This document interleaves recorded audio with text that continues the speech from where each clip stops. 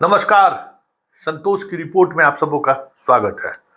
और आज हम संतोष की रिपोर्ट में चर्चा करने जा रहे हैं कि बिहार का चुनाव किस तरीके से एक अलग नैरेटिव की तरफ बढ़ना शुरू हो गया है। और वो नैरेटिव ऐसा नैरेटिव है, अगर वाकई में वो सेट हो गया तो बिहार में बीजेपी का सुपड़ा साफ हो जाए तो कोई बड़ी बात नहीं होगी। थोड़ा आश्चर्य लग रहा होगा, लेकिन चीजें कुछ इसी दिशा की तरफ बढ़ रही है। बात अब बिहारी स्वाभिमान बनाम नीतीश का स्वाभिमान के साथ जुड़ता जा रहा है। और एक बड़ी आबादी ये महसूस करने लगा है कि नीतीश को एक रणनीति के तहत अपमानित किया जा रहा है। क्योंकि कल जब मैंने ये खबर चलाई कि किस तरीके से सरेआम मंच पर नीतीश मोदी का पैर छू रहे हैं, मैं उस खबर को सिर्फ इसलिए दिखाया कि देखिए, नीतीश कुमार जैसा नेता, जिसको आप कुछ भी कह दें, बिहार के डेवलपमेंट में, बिहार के बदलाव में बड़ी भूमिका है। और उस आदमी में पीएम मटेरियल जैसी चीज मौजूद था। लेकिन बिहार की जो आर्थिक संरचना है या फिर राजनीति में जो पैसे का एक खेल है, उसमें कहीं न कहीं नीतीश कुमार पिछड़ गए।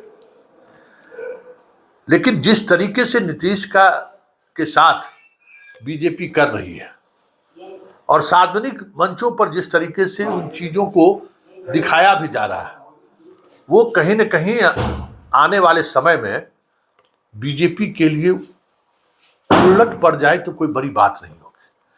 क्योंकि जब मैंने ये खबर चलाई तो काफी लोगों की प्रतिक्रिया आई है। और प्रतिक्रिया देने वाले में अधिकांश या तो नीतीश के स्वजाति रहे, या फिर नीतीश का कट्टर समर्थक कह सकते हैं, या नीतीश का वो वोटर कह सकते हैं जो वोटर अभी भी नीतीश कुमार की तरफ एक उम्मीद की तरफ, की किरणों की तरफ, उनकी तरफ देख रहा है। मैं हैरान रह गया। उन लोगों ने मुझे बताया कि सर, सिर्फ पैर छूने की बात नहीं है, सरेआम मंच पर नीतीश कुमार को अपमानित किया गया है।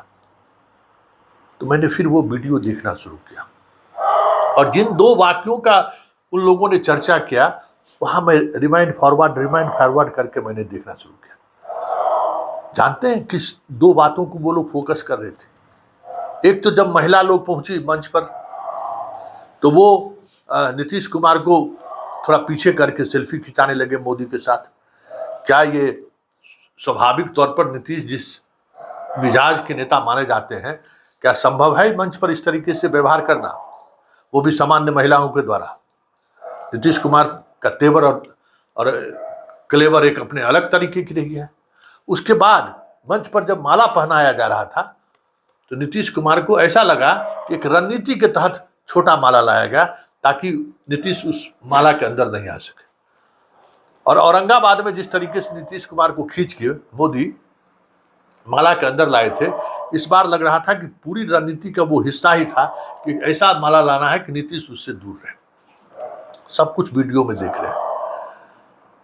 ये मैं वीडियो इसलिए चला रहा हूं कि ये गांव के लोगों की प्रतिक्रिया है और उस प्रतिक्रिया के फलस्वरूप हम ये खबर चला रहे हैं। मतलब साफ है कि गांव गांव में अब ये संदेश जाने लगा है कि बीजेपी एक रणनीति के तहत नीतीश को अपमानित कर रहा है और एक रणनीति के तहत कुछ न कुछ नीतीश के साथ ये लोग कर रहे हैं, जिस वजह से नीतीश इस तरीके से सार्वजनिक तौर पे व्यवहार कर रहे हैं। मतलब साफ है, अगर ये संकेत है और ये संकेत गांव तक पहुंच रहा है तो 2020 की तरह एक अलग तरीके का, जैसे चिराग खड़ा हुआ था, नीतीश के वोटर जिस तरीके से संकेत दे रहे हैं, अगर वो संकेत गांव-गांव तक पहुंच गया, क्योंकि गांव के लोगों का ये फीड है, तो फिर 2024 के पार्लियामेंट इलेक्शन में बीजेपी का जितना कैलकुलेशन है, वो सारा कैलकुलेशन फेल कर जाए तो कोई बड़ी बात नहीं होगी। क्योंकि कुछ भी है, नीतीश कुमार का सबसे बुरा फेज है, इसमें कोई दो मत नहीं है। मतलब अपने राजनीतिक जीवन के, मतलब 2005 के बाद आप कह सकते हैं, सबसे अलोकप्रिय स्थिति में वो है। उनकी लोकप्रियता काफी घटी है, फिर भी 7 से 8 से 10% वोट बैंक अभी भी नीतीश के साथ है। और ऐसे में अगर नीतीश का वोटर को ये समझ में आ गया कि नीतीश के साथ ये लोग कुछ न कुछ ब्लैकमेल कर रहे हैं, तो ये तय मानिए कि 2-3 सीटों को छोड़ दे तो बाकी सीटों पर बीजेपी को जीत का लाला पड़ जाए तो कोई बड़ी बात नहीं।